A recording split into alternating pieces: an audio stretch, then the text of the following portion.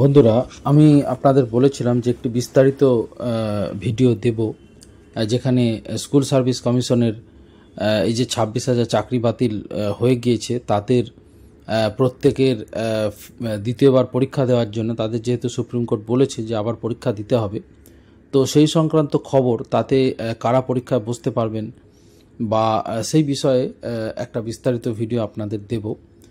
দেখুন, আজকে এই সময় পেপারে এই সংক্রান্ত খবরটা অত্যন্ত গুরুত্ব দিয়ে প্রকাশ করা হয়েছে। সেখানে স্নেহাশিস নিয়োগী লিখেছেন যে নিয়োগ বিজ্ঞপ্তি ঘিরে কিন্তু উদ্বেগ তৈরি হয়েছে। কি কি কারণে এটা বলা হচ্ছে, একটু বিস্তারিত আপনারা যদি ভিডিওটা দেখেন তাহলে কিন্তু জানতে পারবেন। এসএসসির 2016 নিয়োগ প্রক্রিয়া এবং পুরো প্যানেল সুপ্রিম কোর্ট বাতিল করে গত 3রা এপ্রিল, এটা আমরা জানি। পরে মধ্যশিক্ষা পর্ষদের মডিফিকেশন অ্যাপ্লিকেশনের ভিত্তিতে চাকরিহারা আনটেন্ডেড শিক্ষকদের শুধুমাত্র 31 ডিসেম্বর পর্যন্ত কাজ চালানোর অনুমতি দিয়েছিল শীর্ষ আদালত। 17 এপ্রিলের সেই রায়ে 31 মের মধ্যে কিন্তু নতুন নিয়োগের বিজ্ঞপ্তি প্রকাশ এবং 31 ডিসেম্বরের মধ্যে নিয়োগ প্রক্রিয়া সম্পন্ন করার সময়সীমাও বেঁধে দিয়েছিল সুপ্রিম কোর্ট। অর্থাৎ বুঝতে পারছেন যে 31 মের মধ্যে কিন্তু বিজ্ঞপ্তি প্রকাশ করতে হবে এসএসসিকে। যদি না করে তাহলে কন্টেম অফ কেস হয়ে যাবে, কোর্ট হয়ে যাবে, অর্থাৎ কোর্টের অবতারণা বা আদালত অবমাননা কিন্তু হয়ে যাবে। সেই মতো বিজ্ঞপ্তি প্রকাশের জন্য স্কুল সার্ভিস কমিশনের হাতে আর মাত্র 5 দিন রয়েছে। সেই বিজ্ঞপ্তির প্রতিলিপি সহ 31 মের মধ্যে শীর্ষ আদালতে হলফনামা জমা দেওয়ারও সুস্পষ্ট নির্দেশ রয়েছে। অন্যথায় রাজ্য মধ্যশিক্ষা পর্ষদ এসএসসির জরিমানা হবে এবং 31 ডিসেম্বর পর্যন্ত চাকরিহারা শিক্ষকদের কাজ চালিয়ে যাওয়ার যে অনুমতি দেওয়া হয়েছিল তা প্রত্যাহার করা হতে পারে বলে 17 এপ্রিলের রায়ে জানিয়ে দেওয়া হয়েছিল। অর্থাৎ বুঝতেই পারছেন, অত্যন্ত কড়া রায় কিন্তু সুপ্রিম কোর্ট দিয়েছিল সেই সময়, যে দুর্নীতির প্রশ্নে তারা এতটুকু কিন্তু নরম মনোভাব কিন্তু দেখাননি।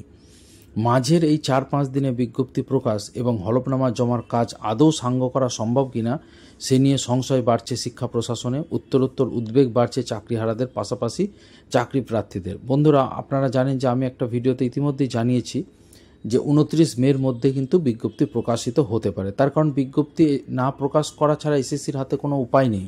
যতই পরীক্ষার্থীরা আন্দোলন করুক না কেন, সুপ্রিম কোর্টের রায়, দেখুন, সুপ্রিম কোর্ট হচ্ছে সর্বোচ্চ ন্যায়ালয়, তার উপরে তো আর কোনো কোর্ট নেই। সুপ্রিম কোর্টের রায় মানতে বাধ্য, এটা যে কোনো সরকার, কেন কেন্দ্রীয় সরকারও মানতে বাধ্য।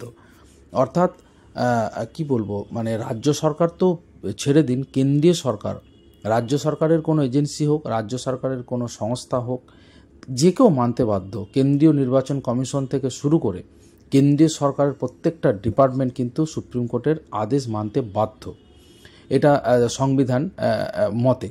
তো সুতরাং এখন 29 মের মধ্যে বিজ্ঞপ্তি প্রকাশের যে খবরটা আমি প্রকাশ করেছি ইতিমধ্যেই, সেটা হওয়ার কিন্তু সম্ভাবনা রয়েছে। যদি 29 তারিখ না হয় তাহলে 30 তারিখে অবশ্যই কিন্তু বিজ্ঞপ্তি বেরিয়ে যাবে। অর্থাৎ 31 তারিখ লাস্ট ডেট অবধি কিন্তু অপেক্ষা হবে না, তার আগেই বিজ্ঞপ্তি বেরিয়ে যাবে, এমনটাই কিন্তু এসএসসি সূত্রে খবর। এদিকে এই সময় পেপারে লেখা হয়েছে যে রাজ্যে 9,487টি মাধ্যমিক ও 6,952টি উচ্চ মাধ্যমিক স্কুলে ঠিক কতজন শিক্ষক ও শিক্ষাকর্মী নিয়োগের বিজ্ঞাপন দিতে পারবে এসএসসি, এই নিয়োগে ওবিসি সংরক্ষণের নীতি কী হবে তা এখনও চূড়ান্ত হয়নি। আবার শিক্ষক ও শিক্ষাকর্মী নিয়োগের বিধি সংক্রান্ত কিছু গুরুত্বপূর্ণ কাজও বাকি। 2016 নিয়োগ প্রক্রিয়ায় শিক্ষাকর্মীদের ওএমআর সংরক্ষণের সুনির্দিষ্ট বিধিই ছিল না, যা নিয়ে আদালতে প্রশ্নের মুখেও পড়েছে এসএসসি। তবে এই সংক্রান্ত বিধি তৈরি করে 2022-এ নবান্নে পাঠিয়েছিল বিকাশ ভবন। আবার শিক্ষকদের ওএমআর সংরক্ষণ 1 বছর থেকে বাড়িয়ে 3 বছর করার কথা হয়েছে, কিন্তু এই বিধি বদল নিয়ে আইন দপ্তরের অনুমোদন এখনও আসেনি। 2016 নিয়োগ প্রক্রিয়ার মাঝপথে আচমকাই স্কুলে স্কুলে শিক্ষক শিক্ষিকা নিয়োগের ক্ষমতা স্কুল পরিচালনা সমিতির হাত থেকে নিয়ে পর্ষদের উপরে ন্যস্ত করেছিল রাজ্য। শিক্ষাকর্মীদের যদিও নিয়োগপত্র দিয়েছিল এসএসসির আঞ্চলিক অফিসে, সেখানেও বিধি বদলে পর্ষদের মাধ্যমে নিয়োগের কথা বলা হয়েছে, কিন্তু সেই বিধি বদল নিয়েও আইন দপ্তরের সবুজ সংকেত আসেনি। অর্থাৎ বন্ধুরা, বুঝতেই পারছেন, এখনও আইন দপ্তরের সবুজ সংকেত আসেনি। তাহলে একটা দেখুন, বিজ্ঞপ্তি, একটা সরকার চলে সংবিধান মতে, এবং সেই সংবিধান মতে একটা সরকার যখন চলে, সেই সরকারের নানা খুঁটিনাটি কাজকর্ম থাকে, যেখানে কিন্তু সেগুলো মেনে করতে হয়। অর্থাৎ একটা ধরুন বিজ্ঞপ্তি প্রকাশ হচ্ছে, সেটা একটা ওয়াইড পাবলিকেশন করতে হয়, অর্থাৎ একটা বহুল প্রচারিত পত্রিকা অ্যাড দিতে হয় যাতে সমস্ত মানুষ দেখে।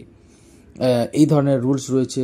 শুধু তাই নয়, শূন্য পদের যে ব্রেকআপ হবে অর্থাৎ সংরক্ষণ, তার জন্য অনগ্রসর শ্রেণী দপ্তর যেটা অর্থাৎ ওবিসি এসসি এসটি দপ্তরের যে পশ্চিমবঙ্গ সরকারের রয়েছে তার কিন্তু অনুমোদন নিতে হবে, অর্থাৎ সেই দপ্তরের অনুমোদন নিতে হবে যাতে শূন্য পদের ব্রেকআপটা তারাই করে দেবেন।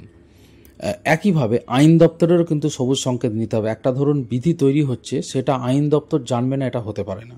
অর্থাৎ আইন দপ্তরের সবুজ সংকেত নিতে হবে। একটা বিধি যদি চেঞ্জ করা হয় যে এইভাবে সিলেকশন করা হবে, তার কারণ এটা সরকারি পদ, হয়তো স্কুলের সার্ভিসটা অবশ্যই আধা সরকারি, কিন্তু তা সত্ত্বেও সরকার যেহেতু টাকাটা দেয় সেই জন্য কিন্তু নিয়োগ বিধির জন্য আইন দপ্তরের অনুমোদন দরকার, সেটাও কিন্তু আসেনি। তো এই সময় পত্রিকার এই খবর দেখে নিশ্চয়ই কিছুটা চিন্তার ব্যাপার। এখন দেখা যাক এই কদিনের মধ্যে রাজ্য সরকার কি সিদ্ধান্ত নেয়। নিশ্চয়ই এসএসসিতে শেষ মুহূর্তের প্রস্তুতি চলছে। এছাড়া দেখুন পত্রিকায় লেখা হয়েছে ঠিক কত পদে নিয়োগ বিজ্ঞপ্তি দেওয়া যাবে তা নিয়ে রাজ্য মন্ত্রিসভা এবং অর্থ দপ্তরের অনুমোদন প্রয়োজন। তারপরে একমাত্র পর্ষদ শূন্য পদের সংখ্যা এসএসসির কাছে পাঠাতে পারবে। এমনিতে সুপ্রিম কোর্টে যে মডিফিকেশন অ্যাপ্লিকেশন পর্ষদ পেশ করেছিল তাতে জানানো হয়েছিল রাজ্যে ৭৯ লাখ শিক্ষার্থীর মধ্যে মাত্র ১,৫১,০০০ মতো শিক্ষক শিক্ষিকা রয়েছেন। বহু স্কুলেই বহু বিষয়ে রয়েছেন মাত্র একজন করে শিক্ষক বা শিক্ষিকা। রাষ্ট্রীয় মাধ্যমিক শিক্ষা অভিযানে নির্দিষ্ট করা 30:1 পড়ুয়া শিক্ষক অনুপাতের সাপেক্ষে রাজ্যের পরিস্থিতি ভয়াবহ, অর্থাৎ 52:1। অর্থাৎ রাষ্ট্রীয় মাধ্যমিক শিক্ষা অভিযান বলেছেন যে 30টা ছাত্র পিছু একজন টিচার দরকার, কিন্তু পশ্চিমবঙ্গে রয়েছে এই মুহূর্তে 52টা ছাত্র ও ছাত্রী পিছু একজন শিক্ষক। এটা কিন্তু পর্ষদই স্বীকার করেছিল। তার মানে সব শূন্যপদে নিয়োগের বিজ্ঞপ্তি প্রকাশ করতে হলে মোট শূন্যপদ হওয়ার কথা অন্তত 1,10,000। অর্থাৎ বুঝতে পারছেন যে শূন্যপদ যদি মোট সব শূন্যপদে যদি নিয়োগ করা হয় তাহলে এই মুহূর্তে শূন্যপদের সংখ্যা হয়ে যাবে 1,10,000। কি বিরাট শূন্যপদ হবে না? এবং এর ফলে কিন্তু বহু ছেলেমেয়ের কিন্তু চাকরি হয়ে যাবে। শিক্ষক ও শিক্ষাকর্মীর শূন্যপদ বাড়াতে গেলে রাজ্য মন্ত্রিসভার সম্মতি একান্ত প্রয়োজন। অথচ নবান্ন সূত্রের খবর সেই 2 জুন হবে মন্ত্রিসভার বৈঠক, অর্থাৎ নেক্সট যে ক্যাবিনেট মিটিং হবে সেটা হবে 2রা জুন। হ্যাঁ, অবশ্যই সরকার চাইলে এরকম হতেই পারে, পোস্ট ফ্যাক্ট অ্যাপ্রুভাল নিয়ে নিতেই পারে। এখন আপাতত চিফ সেক্রেটারি হয়তো মুখ্যমন্ত্রীর সাথে কথা বলে একটা নোট দিলেন যে 1,10,000 নয়, এখন আপাতত 50,000 কি 60,000 কি 40,000 নিয়োগ করা হোক, বা সুপ্রিম কোর্ট যে যাদের চাকরি চলে গেল শিক্ষক শিক্ষাকর্মী মিলিয়ে মোটামুটি 26,000 মতো যে সংখ্যা, সেই 26,000ই পোস্টেই শুধুমাত্র নিয়োগ হবে, এই ধরনের সিদ্ধান্ত আগাম সরকার নিতেই পারে। পরে সেটা মন্ত্রিসভায় পাস করিয়ে নিতে পারে, কিন্তু মন্ত্রিসভায় পাস করাতেই হবেই, এটা হচ্ছে বিধি। এরপরে বলা হয়েছে নিয়োগ বিধি বদলে আইন দপ্তরের সম্মতি, পুরনো বা নতুন পদে অর্থ দপ্তরের অনুমোদনও মাস্ট। অর্থাৎ নতুন পদে অর্থ দপ্তরের অনুমোদনও নিতে হবে, সেটা কিন্তু বলা হয়েছে এই সময়ের এই খবরে। পদ অনুমোদিত হলে তবেই পর্ষদ রোস্টার করে, অর্থাৎ জাতভিত্তিক যে সংরক্ষণ এসসি এসটি ওবিসি ইত্যাদি, সেই সংরক্ষণের যে রোস্টার সেটা কিন্তু এসএসসির কাছে পাঠাতে পারবে শূন্যপদের সংখ্যা। সব মিলিয়ে নিয়োগ বিধি বদল, শূন্যপদ বৃদ্ধি এবং সংশোধিত বিধিতে সময়ে সম্মতি পাওয়া নিয়ে সংশয় দেখা দিয়েছে। 31 মের মধ্যে নিয়োগের গেজেট বিজ্ঞপ্তি, বিজ্ঞাপন প্রকাশ এবং হলফনামা পেশের সুযোগ বাস্তবে কতটা রয়েছে সে নিয়ে বাড়ছে উদ্বেগ। ইতিমধ্যেই কিন্তু উদ্বেগ ছড়িয়ে গেছে, অর্থাৎ বুঝতে পারছেন এই 31 মের মধ্যে অনেক কাজ কিন্তু বাকি রয়েছে। কিন্তু কাজ বাকি থাকলেও এর মধ্যে কাজটা কমপ্লিটও করতে হবে। অর্থাৎ 31 মের মধ্যে একটা যুদ্ধকালীন পরিস্থিতি কিন্তু এই মুহূর্তে স্কুল সার্ভিস কমিশনের অফিসে চলছে। শুধু তাই নয়, বিকাশ ভবনেও চলছে এবং অবশ্যই পর্ষদের মধ্যশিক্ষা পর্ষদের অফিসেও কিন্তু চলছে। তার কারণ সবই আপনারা জানেন যে রাজ্য সরকারের স্কুল শিক্ষা দপ্তরের কিন্তু আন্ডারই সব পড়ছে। তো সেখানে একটা সাজো রব চলছে। কেন এখনও পর্যন্ত এই ধরনের ব্যাপারগুলো পরিষ্কার নয়, সেটা কিন্তু এই সময়ের বিজ্ঞপ্তিতে এই সময়ের যে প্রতিবেদন সংবাদপত্রে প্রকাশ হয়েছে সেখানে পরিষ্কারভাবে কিন্তু বলা হয়েছে। বিজ্ঞপ্তিতে শিক্ষক শিক্ষাকর্মী নিয়োগের লিখিত পরীক্ষা, ইন্টারভিউ এবং কাউন্সেলিংয়ের দিনক্ষণও থাকতে হবে। নির্দিষ্ট সময়ে এই গোটা প্রক্রিয়া সম্পন্ন করা না গেলে রাজ্যের স্কুল শিক্ষা ব্যবস্থা আরও এক দফা বড়সড় ধাক্কার মুখে পড়তে পারে বলেই কিন্তু আশঙ্কা। এই সময় পেপারে অত্যন্ত গুরুত্বপূর্ণ খবরটা কিন্তু প্রকাশিত হয়েছে। বন্ধুরা, আপনাদের জন্য আমি খবরটা বিস্তারিত জানালাম। আপনারা অবশ্যই এই সময় পেপারেও খবরটা দেখে নিতে পারেন, কিন্তু আগাম আপনাদের এই খবরটা জানানোর জন্য আমি ভিডিওটা করলাম। সেখানে বিস্তারিতভাবে আমি আপনাদের বললাম যে এখনও অনেকগুলো বিষয় কিন্তু কাজ বাকি রয়েছে, কিন্তু 31 মের মধ্যে এই কাজগুলো কমপ্লিটও করতে হবে এসএসসিকে, নাহলে কিন্তু আদালত অবমাননার মুখে পড়বে সরকার। তো সুতরাং আশা করা যায় যে তার মধ্যে অন্তত 29 বা 30 তারিখের মধ্যে কিন্তু বিজ্ঞপ্তি প্রকাশিত হয়ে যাবে এবং সেই বিজ্ঞপ্তিতে শূন্যপদের সংখ্যাও থাকবে বলে আশা করা যায়, বা এরকম থাকতে পারে যে শূন্যপদের সংখ্যা পরে ঘোষণা করা যাবে, সেটা করা যেতে পারে। কিন্তু পরীক্ষার তারিখও হয়তো দিয়ে দেওয়া হতে পারে। যেহেতু 31 ডিসেম্বরের মধ্যে কমপ্লিট করতে হবে, সেজন্য পরীক্ষার তারিখটা অন্তত পুরো নিয়োগের বিজ্ঞপ্তি এবং পরীক্ষা এই তারিখে হবে এইটা থাকার সম্ভাবনা কিন্তু অত্যন্ত উজ্জ্বল।